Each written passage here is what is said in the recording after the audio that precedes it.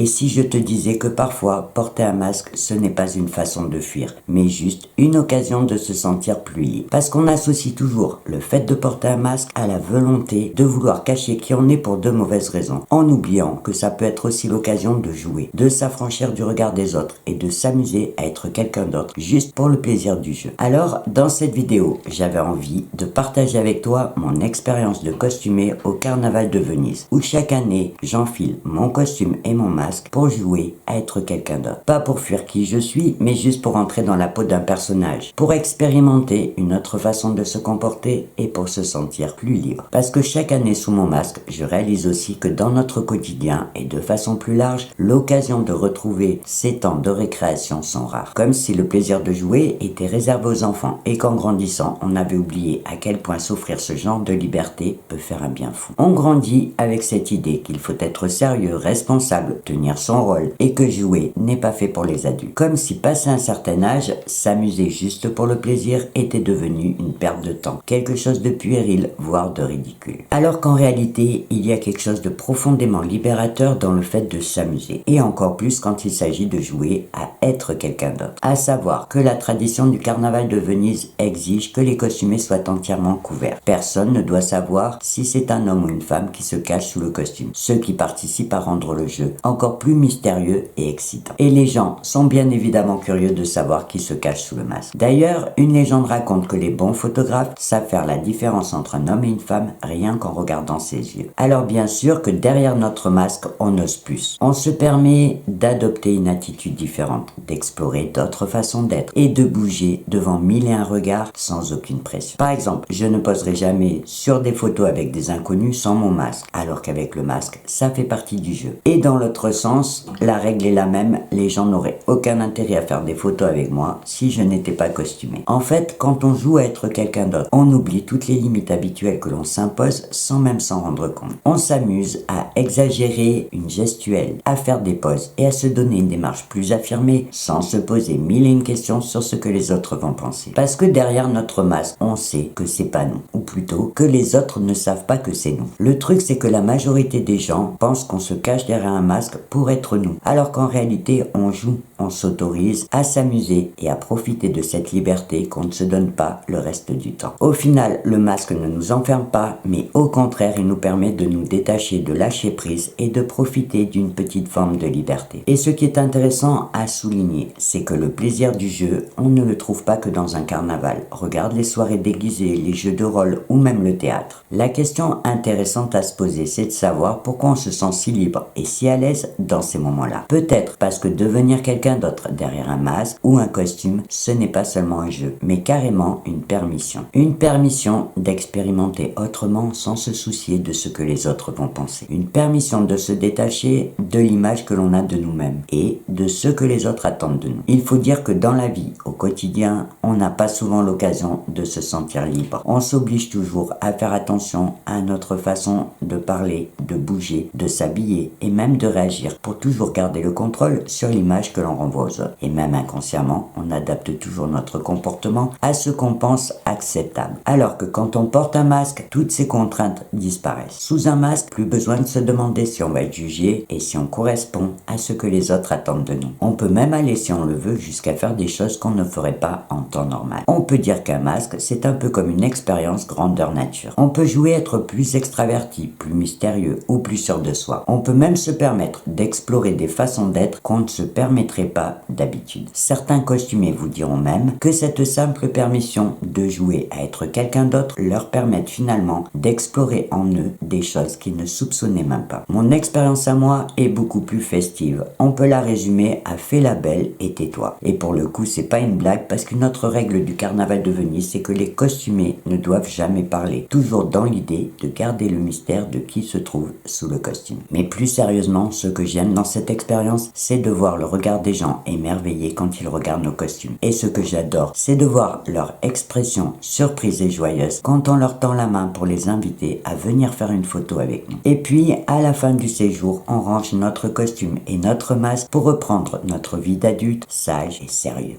Et même si on peut se réjouir de voir de plus en plus de festivals et de conventions fleurir un peu partout, on peut quand même se dire que le jeu est bien loin d'avoir la place qu'il devrait avoir dans nos vies. En tant qu'adulte, on sous-estime souvent à quel point jouer est essentiel, pas juste pour s'amuser, mais aussi pour se détendre, pour stimuler son imagination et même pour faire baisser son stress. Même les scientifiques le disent, le jeu est un excellent moyen pour évacuer la pression, favoriser sa créativité et améliorer ses capacités de réflexion. Et on oublie souvent que jouer, c'est la meilleure façon d'apprendre. On en parle souvent pour les enfants, mais ça marche aussi pour les grands. Quand on joue, on expérimente sans pression. On teste, on explore et c'est dans ces moments-là que le cerveau apprend le mieux. Et on peut même dire que jouer, c'est carrément un état d'esprit. Ça ne veut pas forcément dire enfiler un costume ou se lancer dans un jeu de rôle. Ça peut être simplement rire, improviser, expérimenter de nouvelles choses juste pour le plaisir. Dans un monde où tout doit être productif, efficace et rentable, on oublie souvent que le jeu peut être une belle évasion mentale. Alors, pourquoi ne pas réintroduire un peu plus de jeu dans nos vies, en arrêtant de le voir comme une activité réservée aux enfants, mais plutôt comme une manière d'être plus joyeux, plus créatif et plus vivant. Alors pour conclure, je te dirais tout simplement qu'il faut arrêter de voir le jeu comme une perte de temps ou comme une activité réservée aux enfants. Parce qu'en réalité, le jeu est un formidable outil pour se libérer, apprendre, créer et surtout pour vivre avec un peu plus de légèreté. Il faut arrêter de croire que tout doit être sérieux pour être important. Parce qu'au final, ce n'est pas en évitant de jouer qu'on devient plus adulte, mais en intégrant intelligemment le jeu dans nos vies qu'on devient plus épanoui. Voilà, je vais m'arrêter là pour cette petite vidéo et te laisser réfléchir au calme à tout ça. Avant de te quitter, je te rappelle juste que si tu as des questions ou des réactions à partager, tu peux le faire directement dans la partie commentaires